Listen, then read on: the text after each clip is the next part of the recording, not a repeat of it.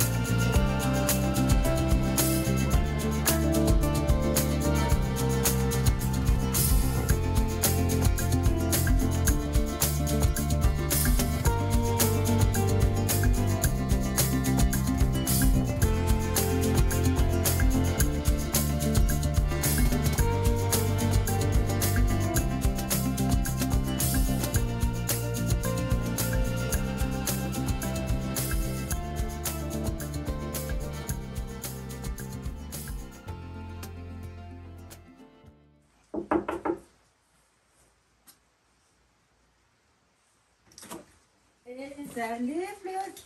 Salut Sonia. Tu vas bien? Mais bien et toi? Bonjour Frédor. Salut. En tout cas, merci de nous recevoir. Avec plaisir. Viens Frodo, viens. Et on va profiter alors du beau temps pour faire le tour du domaine. Ben écoute, très volontiers. Allons-y. Alors on te suit. Très bien. Après toi. Merci. Dis-moi Sonia, est-ce que tu pourrais te présenter en quelques mots? Alors je m'appelle Sonia Arnold. Je vis avec mes parents qui sont actuellement en vacances en montagne. Mes parents ont fait de cette ferme un relais fermier, ont tout transformé avec une petite buvette et plusieurs animaux, dont une jolie terrasse avec une jolie cascade, tout monté par mon papa. Tous ces cailloux venaient du terrain agricole où on devait les sortir pour pouvoir travailler la terre. Alors je vous dis pas le boulot que c'était. Tous ces cailloux descendent des montagnes, hein, donc de l'époque. Ils sont tous dû arriver là. Et voilà. On les a sortis, on a fait un genre de petite barrière. Je sais pas comment on expliquerait ça, quoi. On les a posés comme on pouvait pour que ça soit joli, au fait, c'est ça. En tout cas, ça l'est. Merci. Oui. Ensuite, alors... Puis ce beau jardin.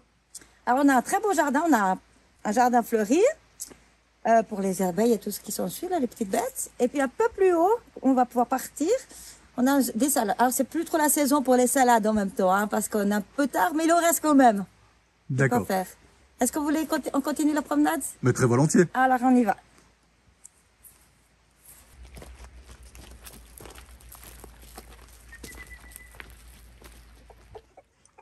Par rapport au parc initiatique que vous avez mis en place concernant les animaux de la ferme, là je vois qu'on est chez les poules. Chez les poules, les deux coqs, deux dindons et une oie. Et des poissons rouges. Et des poissons rouges, voilà. D'accord. Puis est-ce que tu peux nous expliquer un petit peu en quoi consiste ce parcours? Le Par contre, alors, déjà, beaucoup, c'est pour les enfants aussi. D'abord, en premier lieu, c'est les œufs de la ferme. Hein, parce qu'il n'y a rien de tel d'un œuf de la ferme. Un œuf acheté. Hein. Ensuite, c'est aussi pour les enfants. Pour qu'ils découvrent. Hein, parce que des poules, c'est encore ce qu'ils peuvent connaître. Mais les dindons, c'est plus difficile. Ou les oies, hein, ils ne connaîtront pas forcément. C'est pour la beauté. Et les poules, c'est un animal qui est très reposant quand on les regarde. C'est très très reposant de regarder les poules. Picorer par terre, se déplacer, se tendre au soleil. Et ben là, on a dû faire une grande infrastructure vis-à-vis du prédateur. Donc, pourquoi nous avons 2 coqs? Parce qu'on avait un coq qui n'était pas très gentil, puis on n'aurait pas pu le garder. Et le jour avant qu'il devait partir, il m'a sauvé les poules de 2 renards qui ont réussi à s'infiltrer dans le poulailler. Donc, du coup, il a gagné sa croix, quoi. Il est encore avec nous, c'est un très très bon défenseur. Et on a dû aussi le mettre en haut, en hauteur, toujours à cause du prédateur, bien sûr, pour éviter qu'il saute ou même maintenant qu'il creuse. Donc elles sont sereines. Aujourd'hui, elles sont sereines, ces petites poulettes. D'accord. Elles nous font des magnifiques œufs. Œufs. Ok. Et puis vous avez d'autres animaux? Oui, on va continuer la route. La route est longue. Ah bah écoute... Mais toujours ensoleillé. Toujours ensoleillé. Ah bah écoute, bien. on te suit. Très bien.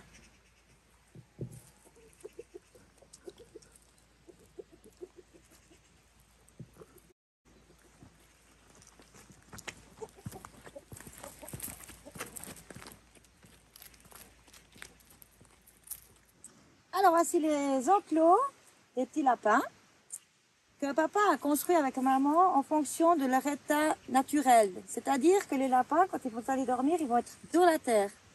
Ce sont des grands tuyaux ronds, en béton, des socles. Il a creusé, qu'il a mis au fond avec des tuyaux PVC où ils vont se rentrer. Et s'il y a quoi que ce soit de danger entre les rapaces et toujours ceux d'en bas, quand ils passent pour le tuyau, ils sont cachés dedans. Ah, donc voilà. ça fait vraiment comme leur milieu naturel. Leur vrai milieu naturel. Enfin, c'est au plus proche de leur milieu naturel, oui. Ah, mais c'est super bien pensé. C'est très très bien pensé, oui. Alors là, puis ça, c'est 2 tistanés, 2 bébés tistanés. Puis là, on a des autres petits. Et puis voilà, on va leur donner 2 fois à manger par jour. On appelle ça des lapins heureux, quoi. Toujours avec le soleil. Et puis un cadre magnifique. Dans un cadre magnifique, effectivement. Et puis comme autres animaux? On va continuer, on va se déplacer vers les cochons. Les petits zonzons. Ok, bah écoute, on y va. On continue la promenade.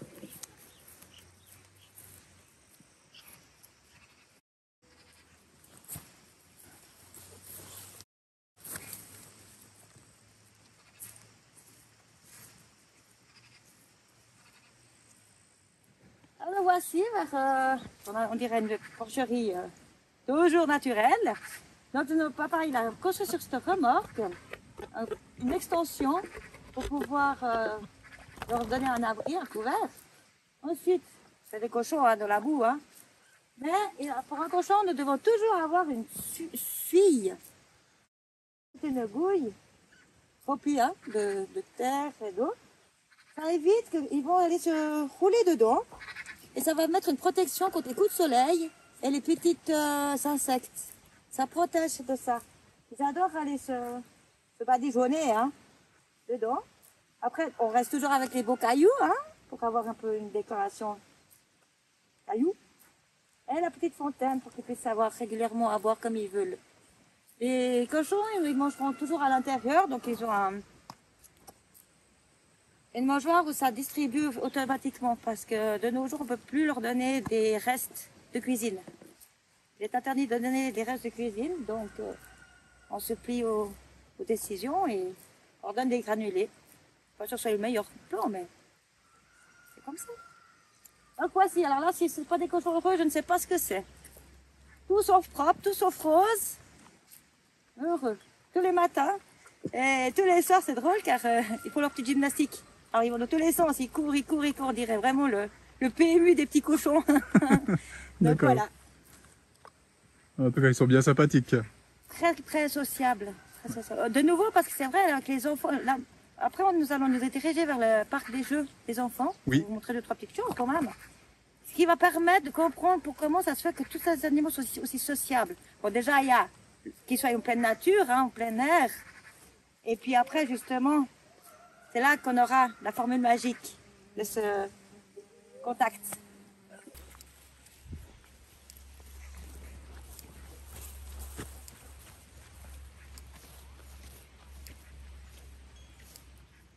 Alors nous voici à la place de jeu, le paradis des enfants, le coin des enfants, avec tes 3 balançoires, un toboggan, comment on appelait ça, silo qu'on a découpé, peint, fait des trous, puis ça fait une petite cabane pour les enfants.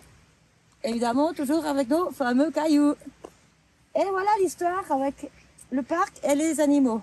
Quand les enfants ils viennent, ils vont passer vers les poules, ils vont dire bonjour aux poules, ils vont passer là, ils vont dire bonjour aux lapins, ils vont voir ces gros cochons, ils vont dire oh, on va voir les cochons, et après ils vont venir jouer. Donc à chaque fois, il y a un contact qui se met avec les enfants et les animaux. Voilà. On n'a pas fini la tournée, hein, mais on va se continuer à se projeter maintenant vers une tiny house.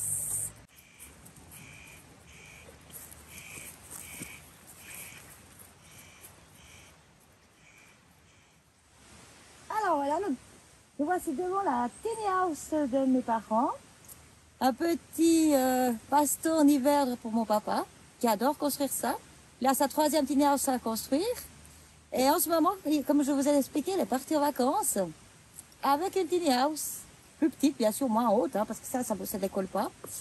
Et son petit stier, si peut-être vous le croiserez sur la route, possibilité, lui fera un petit coucou de ma part. Mais en ce moment, il est du côté du Grimsel. Grimsel, oui, voilà. En tracteur. En tracteur et une tiny house. Il y a plus petit que ça quand même.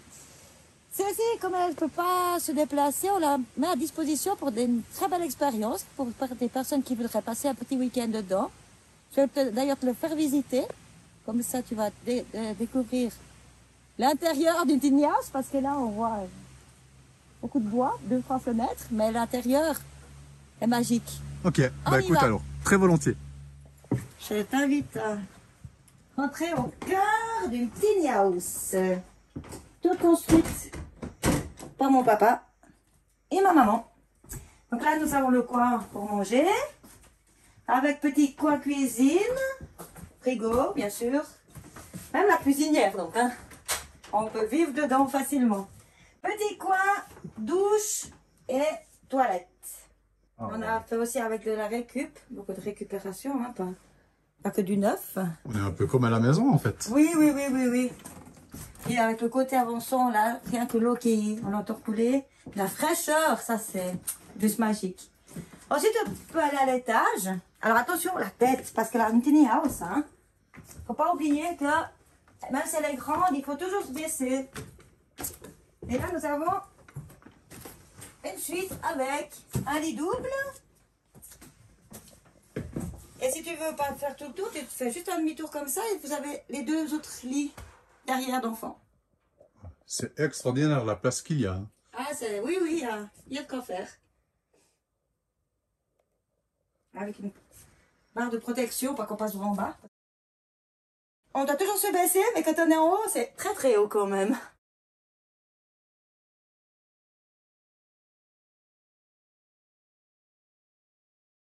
Alors voilà, comme je te l'ai dit avant, nous avons aussi des tondeuses bio. C'est mes petits moutons qui ont été pris quelques années en arrière. On les a pris pour avoir des talus très difficiles pour faire les foins. Et c'est des terrains privés, puis les gens ne voulaient pas de vaches parce que les vaches font beaucoup de dégâts dans le terrain.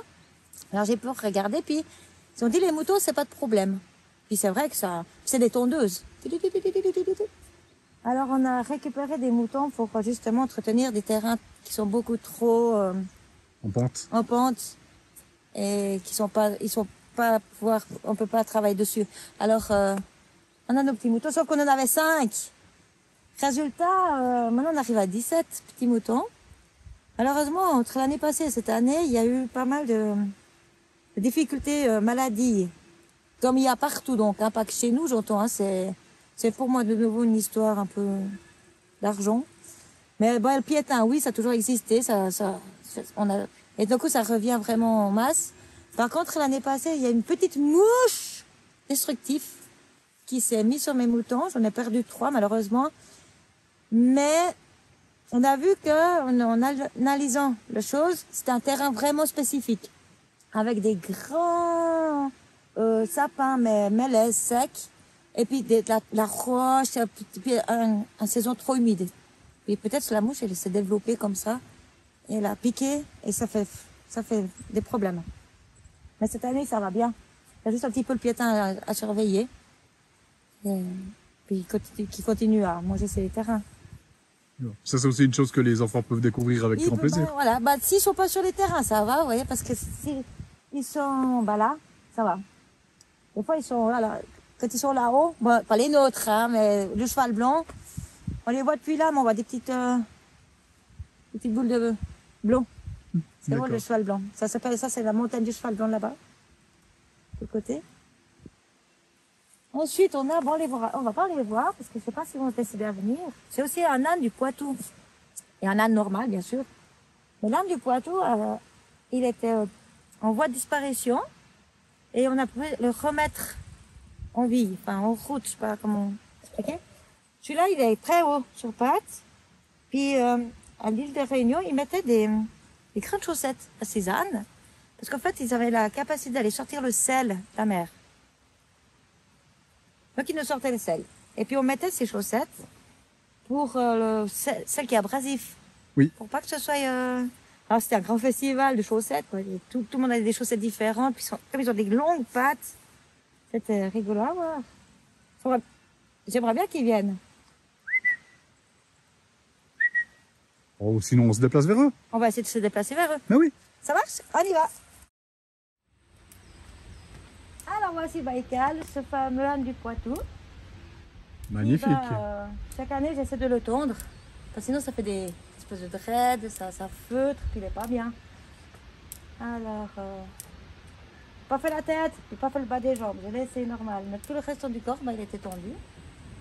Et puis, c'est des grands ânes, très sensibles. Contrairement au petit truc qu'il y a derrière, là. Ça, c'est le Margot là de service, comme on dira. Tous les petits conneries, il arrive à les faire, il les connaît. Mais très gentil, c'est des très gentilles bêtes. Et encore une fois, ça plaît aux enfants.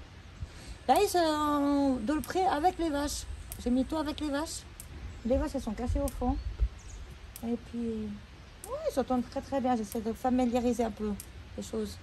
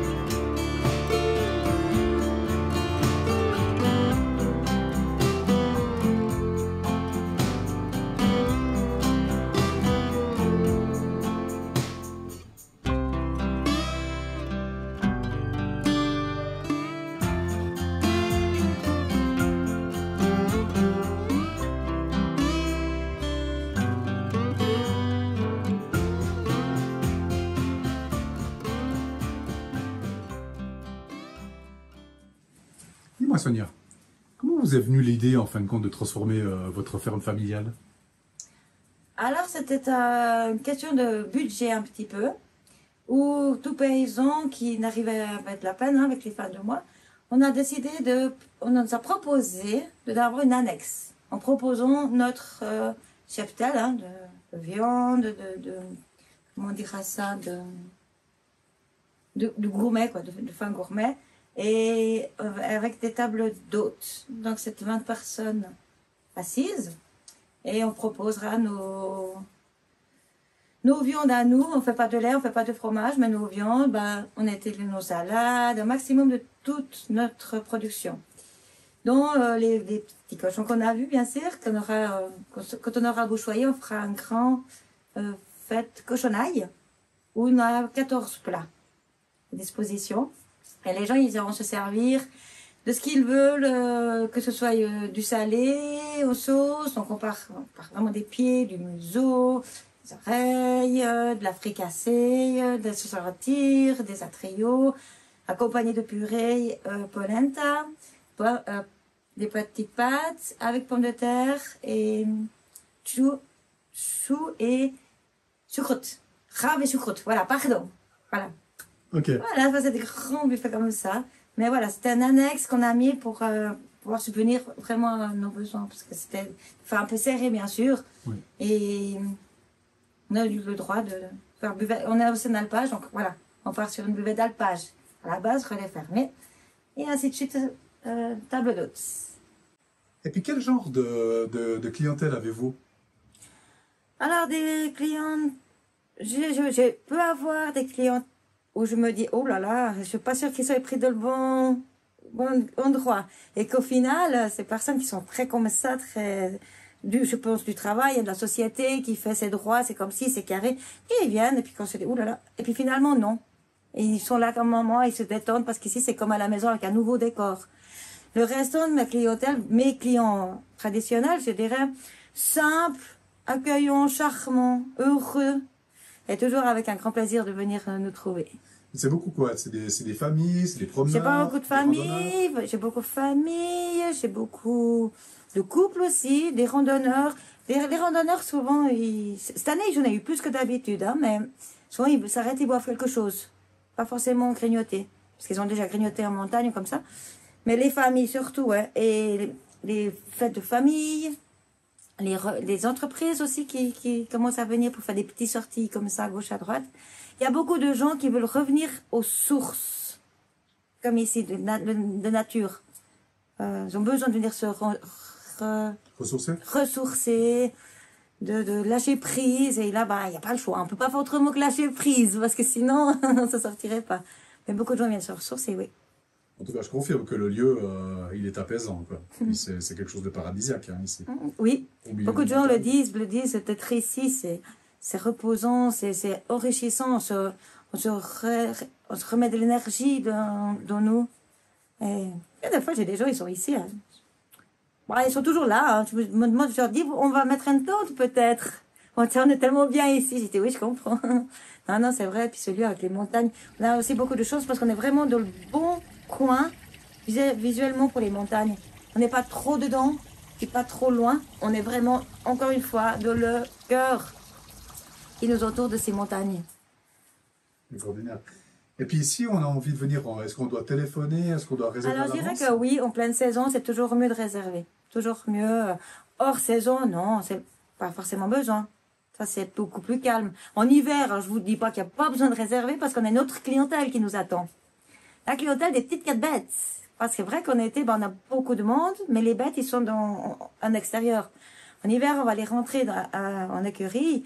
Donc, on a aussi besoin de temps pour s'en occuper à l'intérieur parce qu'ils sont plus dehors comme... ils sont toujours dehors parce qu'ils ont des courettes. Hein, ils ont des petites terrasses. Mais c'est vrai qu'il faut quand même aller les nourrir. Il faut aller... Quand ils sont prêts comme ça, un clin d'œil. Mais aux écuries, c'est tous les jours le matin et le soir. On va aller s'en occuper. Donc, ça compense un petit peu. Ça régularise, je dirais, l'été à l'hiver. Puis à l'hiver, on a une clientèle qui font du ski de fond ici.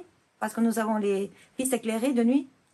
Et on a beaucoup les ski clubs, les petites personnes qui vont se faire du petit plaisir, comme ça, à gauche, à droite. Mais ça, il y a toujours du passage. Voilà. Et aussi, j'ai cru comprendre aussi des gens qui font du parachute. Oui. Alors ça, c'est spécial. Hein, c'est à B, il y a l'aérodrome. Et puis, ils sautent beaucoup à B. Mais ils veulent aussi un autre lieu différent. Alors, ils adorent venir sauter ici, puis ils essayent d'organiser une fois par mois un saut en parachute, ouais. Alors, ça n'a pas du tout le même décor qu'en bas à l'aérodrome, et je crois qu'il y a une question d'auteur aussi. Qui peut ça. Alors, un maximum, il faut ça une fois par mois avec un petit repas, mis avec. Un petit apéro, grand apéro, ça dépend qui, quoi, comment. Et c'est chouette, parce que Flying David nous fait aussi venir des gens de l'étranger. Des Américains, des Italiens, on en a aussi en tourisme, hein. Mais quand on voit dans les airs, il y a alors on voit partout comme ci, comme ça, puis après il y a de la progression. Il y a des professionnels, il y a ceux qui font leur métier de ça, mais on voit vraiment ces parapentes voler des oiseaux, parce qu'ils sont l'un derrière l'autre, puis ils font des figures vraiment... Alors on a la chance de pouvoir assister à ça, au fait. Voilà. Comment se déroule en fait compte une journée ici à la ferme? Comment se déroule? Bah, le matin, c'est 7 heures le café. Après, c'est la mise en place en cuisine, la mise en place en salle. En pleine saison, bon, on a un ouvrier qui vient nous donner un coup de main en été, hein. Parce qu'il y a les foins, il y a les parcs. Alors, soit des parcs, soit les foins. On fait notre service comme ça, un peu aussi non-stop en pleine saison. On a toujours du passage, donc on ne sort pas du service ni de la cuisine. Mais on réduit un peu la carte quand même. C'est-à-dire qu'on va plus faire toute la carte entière. On va faire soit les planchettes. Souvent, on fait des planchettes entre ça. Ou voir des croûtes. Si le four n'est pas en nettoyage. Mais c'est non-stop. Le soir, eh ben, c'est rebelote. Entre deux, il faudra les lapins, les poules à donner à manger, aller chercher les œufs, aller contrôler les lots des animaux qui sont souvent au village. Et puis voilà, puis recommencer le soir. Et comment ça se passe de travailler comme ça en famille?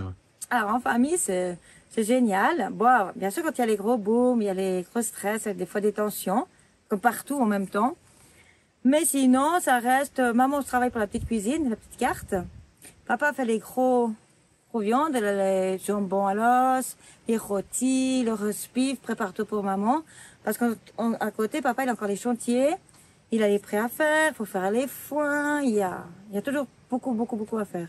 Et le dimanche, là, c'est tout le monde qui se réunit en cuisine pour tous donner un coup de main, parce que bien sûr, le week-end, ça charge. Voilà. Et moi, avec mes problèmes de santé, j'ai 2-3 soucis de santé. Je suis là toujours pour donner un coup de main au mieux que je peux et faire au mieux que je peux.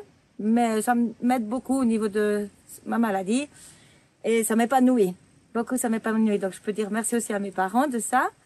Et puis eux, ben, bravo pour leur beau travail et parce qu'il faut tondre le gazon, il faut planter les fleurs. On se lève à 7 heures le matin et on ne sait pas quand on finit. Par contre, c'est des heures merveilleuses où on n'a pas un stress différent comme dans une usine. J'ai eu travaillé dans une usine, donc c'est pas le même stress. Il y en a du stress, il y en a des fois des tensions, mais le soir, on est tellement content que c'est fini. Puis on a de l'énergie, on a de la bonne énergie, on est fiers de ce qu'on a fait de la journée. Parce que le stress, ça peut être aussi dû à beaucoup de monde. Puis du coup, comme j'ai dit, il peut y avoir un problème avec une bête, il faut lâcher, il faut aller voir. Donc là, il y en a une qui va lâcher, il y a l'autre qui va reprendre, voilà. Mais ça reste toujours du bonheur. Et puis le but, c'est toujours de s'en sortir, d'être fort.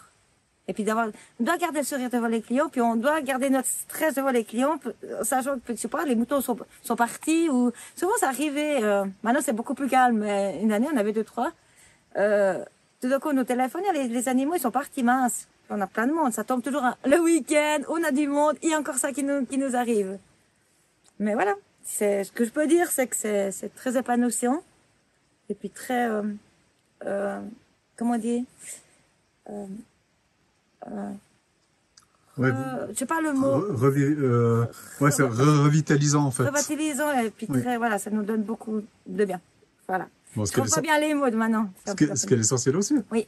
Et puis ça, je pense que les clients, ben, ils ressentent aussi. Ils le ressentent aussi, bien sûr, oui. Voilà. Alors moi, j'ai ma façon de faire mon service parce que je suis pas serveuse de base, hein, pas du tout, je suis cuillère. Et alors, je vais faire un petit peu à ma façon, à moi, puis c'est ça qui détend les gens, c'est ça qui font rigoler les gens, et voilà. C'est un côté très familial, en fait. Oui, puis très simple, très simple. Disons, ça va bien avec l'endroit, c'est très nature. Tout, on peut pas se changer ou voilà. Ici, on est ici et on fait comme ça et les gens apprécient, quoi. Ils sont dans un autre, dans une autre bulle, j'entends. Hein. C'est là où on peut se lâcher, on peut rigoler, voilà, on a le droit de tout. Vous voulez aller où? Vous préférez manger en terrasse? Il n'y a pas de souci. Je vous laisse prendre votre table et puis allez-y. Parce que ils voient que aussi on n'a pas un concept derrière on cuisine ou comme ça, donc ils savent très bien qu'il faut me donner un petit. Tout le monde joue le jeu. Et c'est ça qui est beau. Oh, si, ce qui est très sympathique, d'après ce que j'ai pu voir là, c'est que tu peux avoir les parents, les enfants, puis les enfants, à un moment donné, on sait très bien, hein, ils en ont marre d'être à table. Ah ouais, alors ça, ils adorent les parents. Et puis avec tous les animaux que vous avez par là, la place de jeu. La place de jeu, puis la sécurité aussi. La seule chose qui peut arriver, c'est qu'ils touchent un fil. Mais ça, je préviens tout de suite, hein. Faut pas toucher les fils. Bah après, ils sont au courant. Alors, sans jeu de dans mots. le jus, hein, même dans le jus, on va dire. Ce côté-là, ils sont même dans le jus, oui. Ah, tout à fait. Oui. Ah bah, écoute, Non, c'est vrai que ça peut être très... Après, moi, je fais gardienne d'enfants quand même, hein, de temps en temps. Parce qu'il y a quand même des enfants qui... soit cascadeurs, soit pas peur de rien, ou soit un peu trop sauvages. Mais je n'ai pas envie que les parents doivent courir tout le temps. Alors moi, je passe là de temps en temps, puis attention, fais pas comme ça. Ou moins sur trampoline. Ben, ça fait partie aussi du truc. Les parents viennent pas non plus là exprès. Il y a des enfants, c'est plus difficile que d'autres, on est d'accord. Hein. C'est là les conditions de vie, c'est tout. Donc quand ils viennent ici, c'est les parents. On peut donner à chacun, autant aux enfants qu'aux parents, un petit moment de souffler. Et ben on le fait. Puis voilà.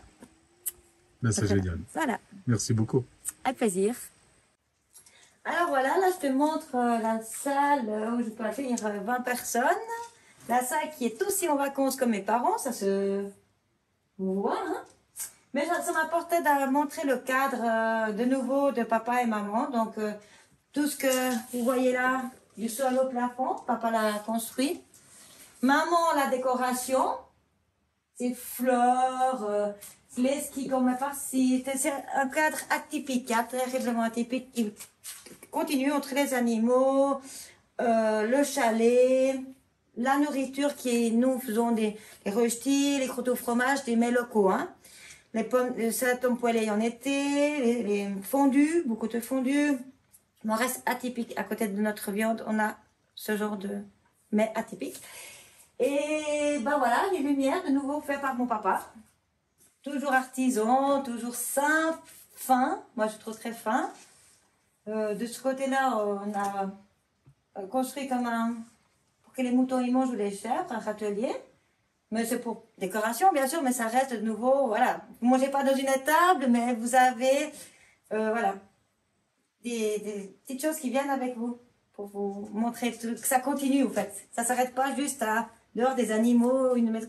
Le cadre reste toujours jusqu'à l'intérieur du restaurant, atypique.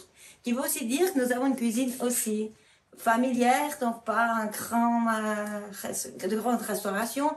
Et pour ça que les gens aussi, quand ils viennent ici, vont tout de suite avec le cadre comprendre qu'on va pas pouvoir à faire des choses qui sont hors du commun. Et puis qu'ici, il y a beaucoup de monde, il faudra savoir attendre. Je fais toujours en sorte qu'on n'attend pas longtemps. Donc on s'organise toujours bien. Des fois, j'ai dit, ah, vous venez manger, d'accord. Après, je risque d'en avoir 8. Profitez de maintenant commander, même si vous voulez faire l'apéro, on prépare. Et après, vous n'avez pas attendre sur 8. Ils voudront ça, un rôti, une croûte, une fondue, ou je sais pas quoi. Donc voilà, l'intérieur, qui est encore, comme je vous l'ai dit, en vacances. Prêt au nettoyage et prêt à repartir pour de nouvelles belles aventures. Alors voilà. En tout cas, je te remercie pour toute cette visite. Avec plaisir. Et ce serait aussi avec plaisir si on peut se revoir une fois que tu viens de manger une petite morse.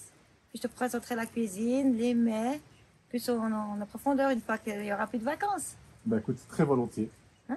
En tout cas, je te remercie infiniment. Merci à toi surtout. Et puis je te souhaite en attendant une belle continuation. Merci, Et pareil. puis alors, avec grand plaisir. Alors on se À tout retrouve en bientôt. contact pour la Oui, suite ça marche. des événements. Merci Sonia. Avec grand plaisir. Bonne fin de journée. À toi aussi, merci beaucoup.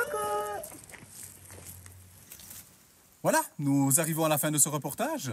Je tiens à remercier très chaleureusement Sonia Arnold pour son chaleureux accueil, ainsi que pour nous avoir permis de découvrir son petit paradis au cœur des montagnes, et également pour nous avoir permis de découvrir ses activités en tant que tenancière de buvette et de table d'hôte. J'espère que tu auras apprécié cette vidéo. Si c'est le cas, n'oublie pas de la liker, de la partager au plus grand nombre, de t'abonner, de nous laisser des commentaires. Tout ceci contribue à renforcer la visibilité de la chaîne et on en a besoin. Par ailleurs, je te rappelle que tu peux te rendre sur notre site internet www.regioneterroir.com. Tu y trouveras d'autres informations complémentaires concernant les vidéos qu'on réalise. Je t'invite également à me faire part de tes suggestions ou de me soumettre à un artisan que tu connais et qui vaudrait la peine d'être mis en avant par le biais de reportages vidéo. Pour ceci, tu peux tout simplement m'écrire à info@regioneterroir.com.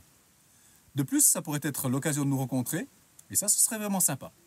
Voilà, en attendant la prochaine aventure, qu'est-ce qu'on leur dit, Frodo? On te dit ciao, ouf, et à tout bientôt. Prends soin de toi.